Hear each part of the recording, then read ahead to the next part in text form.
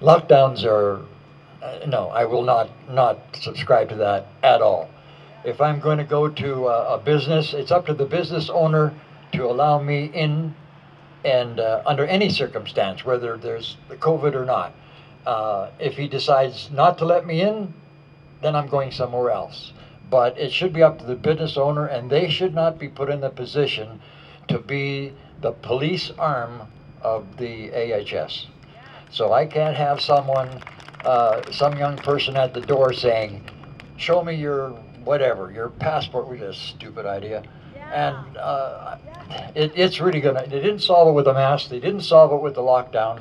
They haven't solved it with the vaccine. Now they figure a piece of paper that's called a passport is going to stop COVID from attacking your body. It's just a ludicrous idea, and it's all coercion in my part.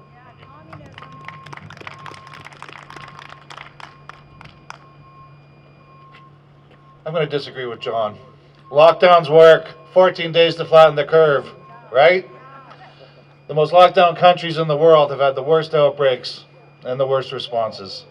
So we know they don't work. Lockdowns are a distraction that have been thrust upon us to redirect our attention from the failings of our provincial and federal governments. No lockdowns, and if I'm elected to council, I will try to get council to agree that bylaw enforcement will not get involved at all. They'll be directed to stand down and stay away. As for masks, again, that should be a personal choice. Businesses should respect mask exemptions, and they should also respect the Freedom of Information Privacy Protection Act. They shouldn't have to prove it.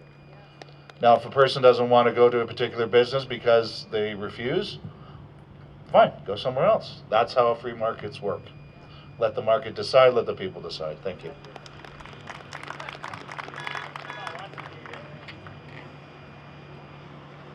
I would never endorse a lockdown.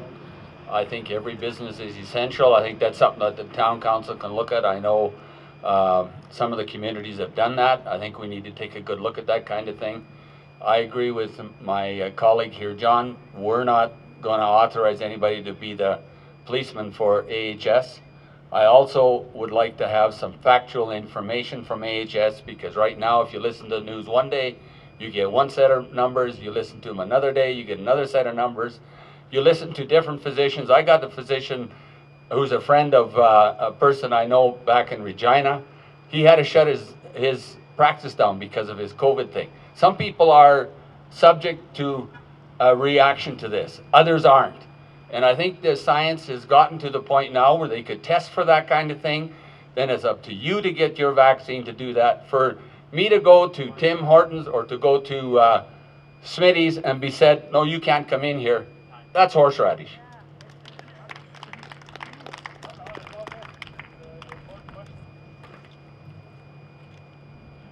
Still trying to figure out horseradish.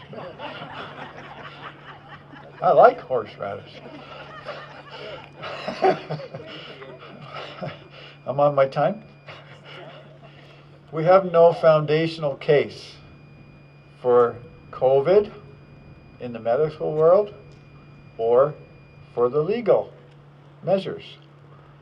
We have a bunch of opinions and a bunch of innuendos.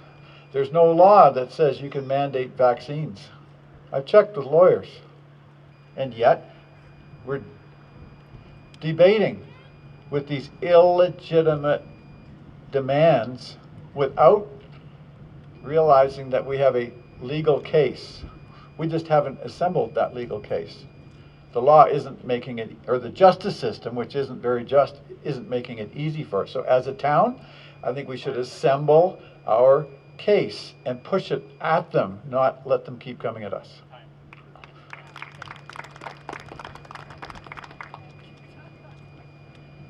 I agree with future Councillor Lanneman, and I'll get on to the next question.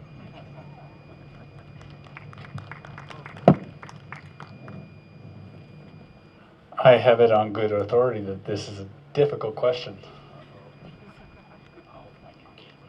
Can you tell me, by a show of hands, who is in favor of opening the public discussion at the beginning of the council meeting. Thank you. There you go. Ladies and gentlemen, all of these candidates are going to be around to answer the difficult questions that you may have here after this event. But ladies and gentlemen, your 2021 Didsbury candidates.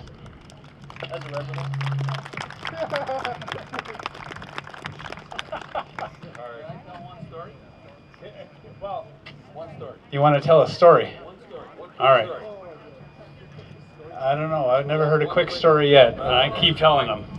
Believe me, this will be quick. You know, folks, when it comes down to this COVID thing, you go to a restaurant, you can sit down and eat, you take your mask off. The waitress comes to you, she has a mask on, everything else. So I watched a TV program I don't know, several months ago, where this lady decided to take her dog for a walk, but the dog was her husband. He didn't have to wear a mask because he was on all fours on the ground. Boo. All right, lady.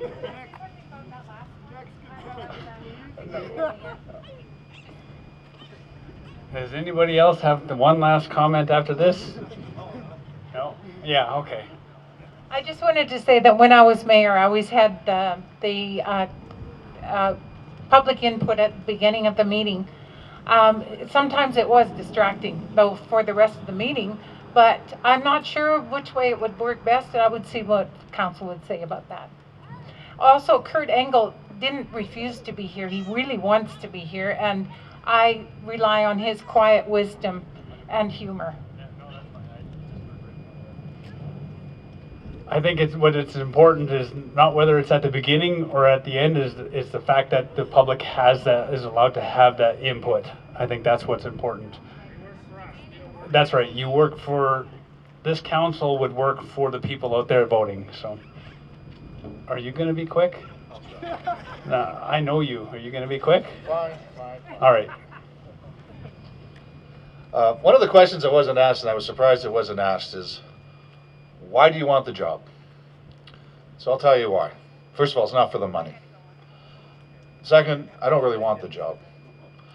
The reason I'm doing this is because I got engaged a couple years ago with the community, you know, when this whole these racists and Marxists came into town to preach to us about how racist we are, right? They're supposed to be the anti-racists, and yet they're more racist than racists I know.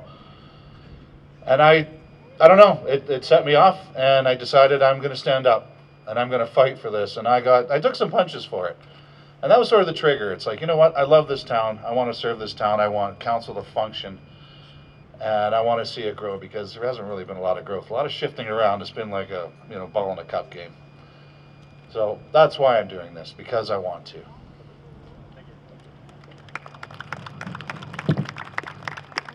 All right, so before we can get any more last statements, I encourage everybody to ask all of these candidates the challenging questions that you didn't hear right now. Hopefully that they will have some good answers for you, and we will conclude this event. Thank you for coming, and we look forward to talking to you again soon.